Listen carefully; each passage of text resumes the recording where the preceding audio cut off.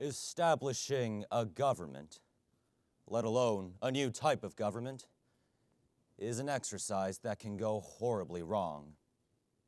Nazi Germany, North Korea, the Soviet Union. Jefferson wrote in the Declaration of Independence that governments are instituted among men deriving their just powers from the consent of the governed. But all throughout human history, governments all over the world have acted without the consent of the governed to abuse power and take away natural rights. The solution seems simple. Avoid tyranny at all costs. Indeed, the popular consensus today is that tyrannical governments and authoritarian regimes must be abandoned and replaced by everyone's favorite form of government, democracy. But what does it really mean to be a democracy? Sometimes it just depends on who you ask. In December 2021, China's State Council Information Office stated in a white paper that the Chinese Communist Party upholds democracy because the CCP governs for the people. A nation with no free and fair elections that governs for the people.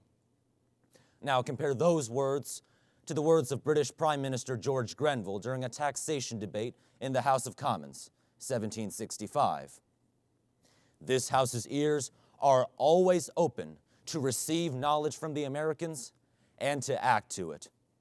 The Parliament of Great Britain virtually represents the whole kingdom. The similarities are unmistakable.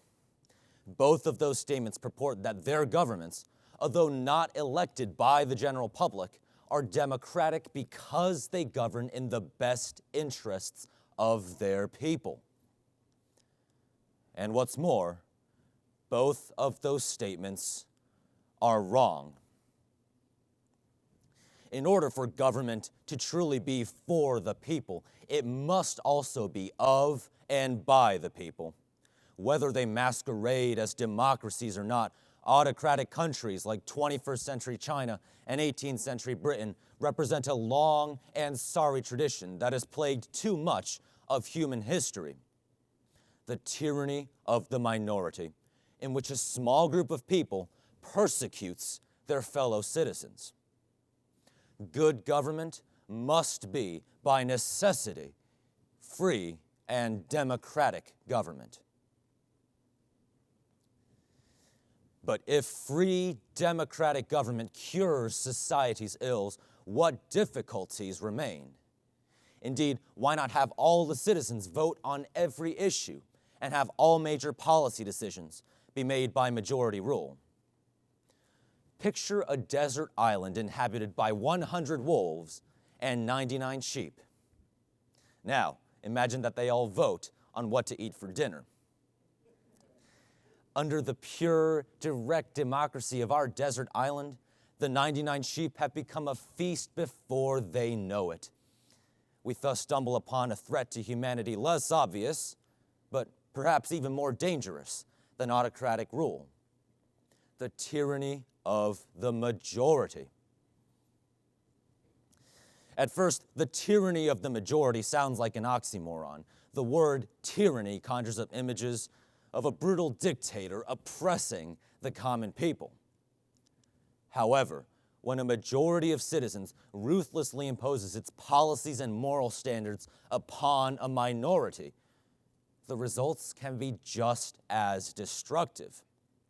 As James Madison said at the Virginia Constitutional Convention, abuse of power by the majority trampling on the rights of the minority has more frequently than any other cause produced despotism.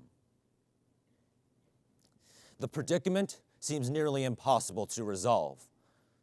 On one side stands the tyranny of the minority, the dictator, and on the other stands the tyranny of the majority, the mob. If you give too much power to the smallest, they begin to dominate the whole. But if you give too much power to the largest, they begin to subjugate the rest. No matter how egalitarian a democracy or how stringent its protections for its citizens, these dangers eventually seem inescapable. Country after country either falls into tyranny or dissolves into anarchy as the vicious cycle of history consigns them all into the past. How can any government expect to survive?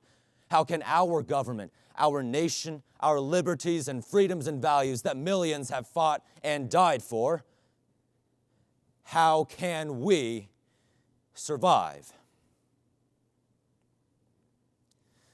Facing this seemingly insurmountable question at the Constitutional Convention, our framers filled our Constitution with provisions that both advance and limit popular rule. In Article 1 alone, Section 2 gives us the House of Representatives, where the people's tempers flare in fiery speeches. But the very next section gives us the Senate, where slow and deliberate debate prevails. Section 8 empowers the people's legislature to create laws, but Section 7 gives veto power to the president. All across our founding document can be found this delicate balance between empowering and limiting elected majorities. The key word in the phrase delicate balance, however, is delicate. The more checks and balances erode, political divisions intensify, and Americans lose faith in our institutions, the more people feel compelled to use both government and societal power as tools of tyranny and injustice.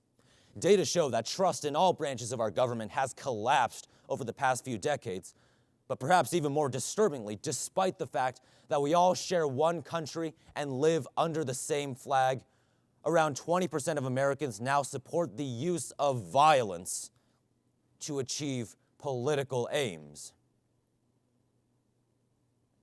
In these troubled times, it is only natural for us to hope that everything will be all right as long as we put our faith in our Constitution.